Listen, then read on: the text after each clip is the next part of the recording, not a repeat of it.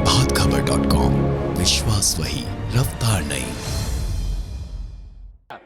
इस तरह से नहीं चलेगा, ये बिल्कुल तो आप ही बता दें जैसे चले उसी तरह चलाएंगे। आप कौन है जो आप कह रहे हैं कि आज नहीं इसको दूसरे दिन देंगे? मैं आसन से संरक्षित सदस्यों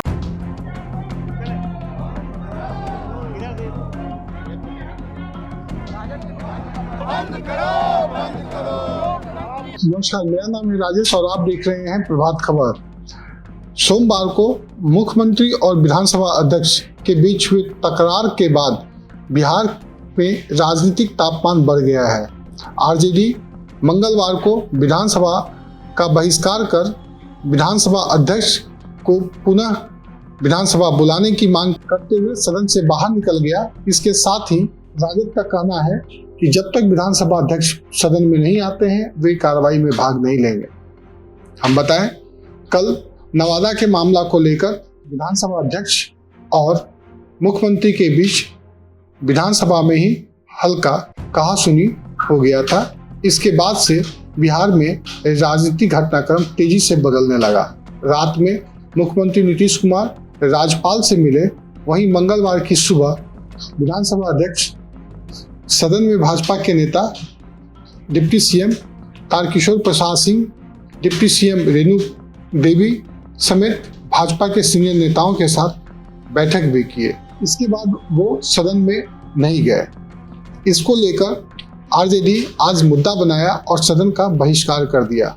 विधानसभा अध्यक्ष की गैर मौजूदगी में पीठासीन सदस्य प्रेम कुमार की अध्यक्षता में जैसे ही विधानसभा की कार्रवाई शुरू हुई, राजद ने विधानसभा में विरोध करना शुरू कर दिया। उनका कहना था विधानसभा आसन के डायरेक्शन में चलेगा, मुख्यमंत्री के डायरेक्शन से विधानसभा नहीं चलेगा।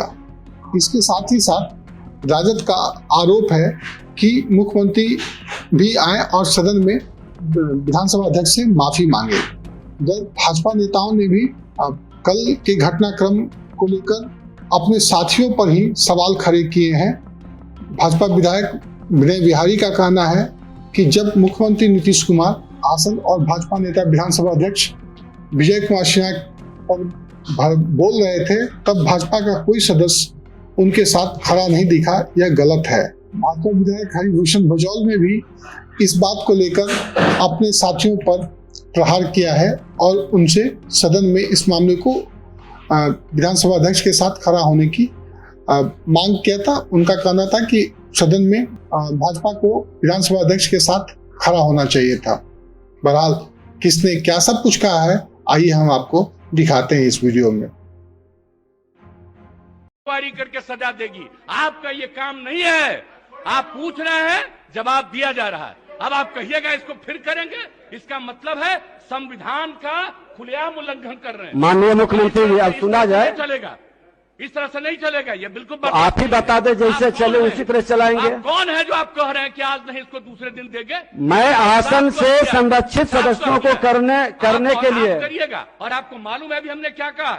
आसन को जिस तरह से इंगित करके बताया कि आप चुप रहिए, माने आपको कोई जानकारी नहीं लगता है कि बहुत बड़े जानकार आदमी हैं, इनके अलावा कोई देश और दुनिया में कोई जानकार नहीं है। यहाँ कोई भी सदन में आता है वो जानकारी रखता है, संविधान का ज्ञान रखता है, नियम कानून का ज्ञान रखता है और कानून का राज ये स्थापित करना चाहते हैं और एक जाति के लोगों को इस विधानसभा परिसर में रखे हुए हैं कि विधायकों को हरकाने का काम करें।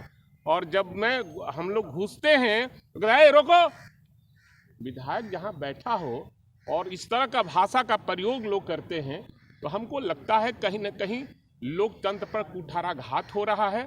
और माननीय मुख्यमंत्री का जो व्यवहार कल था वो निंदनीय है, इसका विरोध करते हैं हम लोग। कल सदन में हम लोग नहीं थे, अगर सदन में रहते तो इस मामले को कल रेज करते और माननीय मुख्यमंत्री को कटघरे में खड़े करते कि आपको कानून का राज नहीं स्थापित करना चाहते हैं, आप हिटलर शाही करना चाहते हैं।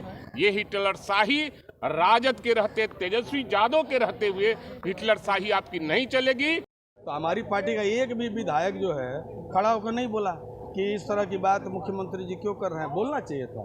सदन को अपमानित करने के लिए किसी को छूट नहीं। लोकतंत्र की रक्षा के लिए लोकतांत्रिक मूल्यों की हत्या करने का जो प्रयास किया गया, उसके विरुद्ध हम सभी आज काली पट्टी लगाकर उसका विरोध कर रहे हैं। आलोक जी, बीजेपी के विधायक हैं, पूर्व में मंत्री भी रहे हैं विनय बिहारी, उन्होंने कहा तो डिमांड तो स्पष्ट है कि लोकतंत्र की इस शर्मनाक लोकतंत्र के मूल्यों का जो अवमूल्यन किया गया, उसके लिए सदन में मुख्यमंत्री जी को माफी मांगनी चाहिए। मर्यादा से हम बंधे हुए हैं, लेकिन कल भी आपने देखा होगा विधानसभा अध्यक्ष ही लाचारी जहां व्यक्त करते हो, तहां हम विधायकों का क्या हस्ती है। और दबे जवान में माननीय अध्यक्ष जी ने भी कल हमारे माननीय मुख्यमंत्री नेता को आईना दिखाया है और इस पर निश्चित रूप से सबल नेतृत्व का ये काम होता है कि अगर कहीं कुछ लीकेज है उसको समय रहते दुरुस्त किया जाए, नहीं तो माननीय नीतीश जी के 16 साल के शासनकाल, वो कहते हैं जो ना हम किसी को फंसाते हैं ना किसी को बचाते हैं, उस पर भी कल प्रश्न चिन्ह उठा है। वो कहते हैं कि सबका न्याय सबका विकास, उस पर भी प्रश्न चिन्ह उठा है कल सदन में जो हुआ है, उस पर भी प्रश्न चिन्ह है। इस पर निश्चित रूप से हमारे दोनों पार्टी, दोनों गठबंधन के बड़े नेता विचार करेंगे। प्रभातखबर.com, विश्वास वही, रफ्तार नहीं।